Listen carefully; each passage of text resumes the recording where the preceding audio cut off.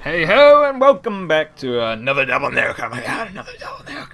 So, what I have in store for this video is, this video was not actually planning to go up, but there was an update today. I wasn't on Xbox for a while. I did my first commentary without even going on there. Well, I did, but I didn't go on Call of Duty. That's the point I'm trying to say.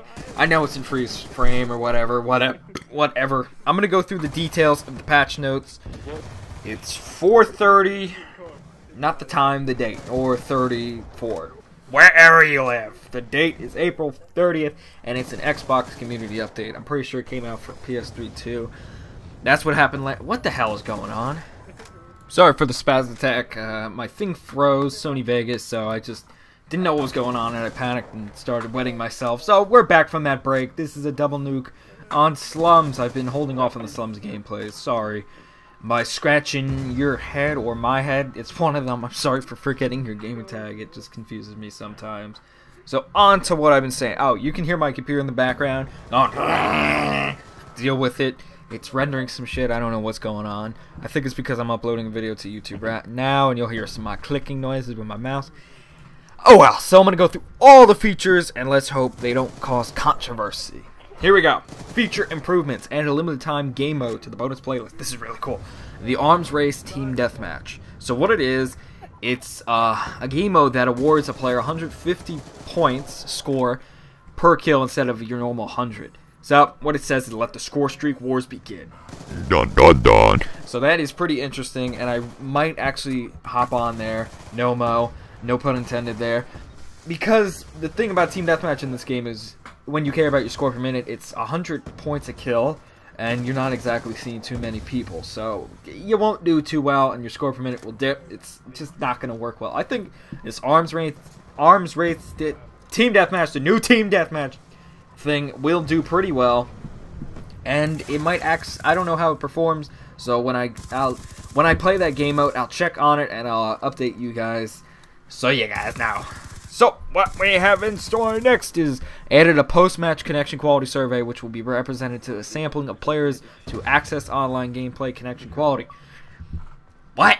I somewhat understand that. You know, you're in a lobby, pretend you're in a game, you press the back button, select button, I don't know what it is, and you see people just going 3-bar, 4-bar, whatnot. I think you can see that now in the lobby. So if you see a guy 1-bar, you're concerned. Now here's all the multiplayer issues addressed. Some of them are pretty interesting. Some of them you could care less about and never happens to you. So going down. Fixed an issue reported by the community where players could get infinite ammo for the Death Machine War Machine. I saw that somewhere. It's a glitch. They call it an issue, but I call it a glitch. Addressed issue glitch reported by the community where players may not die when getting stuck with a crossbow bolt. I wish they didn't fix that, and that sounds pretty exciting. Doesn't happen to me, though. Fixed an issue reported by the community where the hunter-killer drone will float around slowly when they miss a target from a certain angle. I don't know what that means. Addressed an issue reported by the community where the frame rate may drop for another player when the host changes their audio settings during a match. Only Treyarch would have that. Addressed multiple issues on Magma where players were able to fall or dive to prone in certain lava areas and survive. Many people would know that from KWire Speedy's video. That's pretty funny. Players can now enter the crouch position while sprinting while the riot shield equipped. I don't know. I think I read that wrong. But whatever. Care packages now appear in blue and orange on the map when colorblind assist is enabled. I don't use that. A lot of people do. Resolve an issue where players and turrets could survive the water rush when in certain areas on Hydro. It's pretty interesting. Resolved a UI issue with tactical insertion button prop placement in split screen during host migration. Hold on. So I don't know what that even means. It's too complex for me to know. Resolved an inconsistency with max number of players being displayed incorrectly when backing out of a public match search while it is searching. Happened to me a few times. You search for multi-team back out and glitches, and you be searching for ground war suddenly. It's like, what? Addressed an issue with the respawn delay counter overlapping with other on-screen graphics in split screen. Don't split screen. Addressed an issue with league teams appearing incorrectly when they view other players' league teams in the leaderboards. I want to play League, but I don't. Fixed a formatting issue in League season final text with the date the player was placed was wrapping incorrectly. Overkill challenges will not progress if the player is using an alternate select fire mode. Yay. Bots will no longer attempt to capture and destroy the headquarters from outside of the alien set van or the castle. Yep.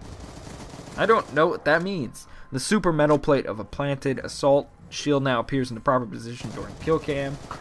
I hate those assault shields, I really do. Fix the Hellstorm missile not falling to the center of the vertigo map when it flies in. Equipment, turrets, guardians are now destroyed when they're thrown or placed into the lava in some areas on magma. That's pretty funny, even though they probably could survive it for a little while. Addressed an issue with the custom and private match change team scoreboard not updating in real time when the overlay is on screen. Some of these I just don't even know. Addressed a rapid scrolling issue in the preset class menu. Chopper Hunter Field Specialist Challenge updated to Aircraft Hunter with a description that reflects the aircraft that need to be destroyed to complete the challenge. Whatever the fuck that means. Text displayed for enemies forfeiting increased on split screen to make it more legible. I can see where that's coming from. You know, those tiny ass little screens that they give you. Everything's like, dang, like what the fuck. Fixed an issue with the last player alive defusing the bomb and search and destroy not receiving any defuse points. That's a bitch. Resolved an issue with signing in and out while a film is loading in theater, and the icon to distinguish a search and destroy bomb location is now visible to a codcaster who is spectating the defending team. Resolved an issue with attempting to sign into a Twitch account with dual play enabled. Fixed an issue in the combat record where the images would disappear when scrolling off or onto the combat record. Fixed an issue in offline system link when the host leaves the lobby. So, a few things I can add there is first, I forgot. Can you believe that? Okay, one is, I don't even know, I forgot. Okay, when loading a film in COD TV, my goddamn game doesn't fucking crash. Are you kidding? My game crashes sometimes when I load a game in. When I load a thing in COD TV. Another thing is, fix the issue where EMP grenades last forever. And onto the other stuff. There's a few other stuff down here, which is quite interesting. Revert a global spawn. Influence will change from previous game update due to undesirable side effects. We're Treyarch. We tried fix, but we break even more. So they went back to the previous spawn system. Thank God. Because, I mean, the last one was worse than the one before it. So, it's like having, I can't even relate to that statement. So there's some zombie Mob of the Dead issues here. Addressed an issue reported by the community where players would collide with each other and die while riding the gondola. That's funny. Fat asses. Players can now board the plane once it's been built. I don't get that. Fixed an issue in Grief Mode where the wolf head would freeze after round 5.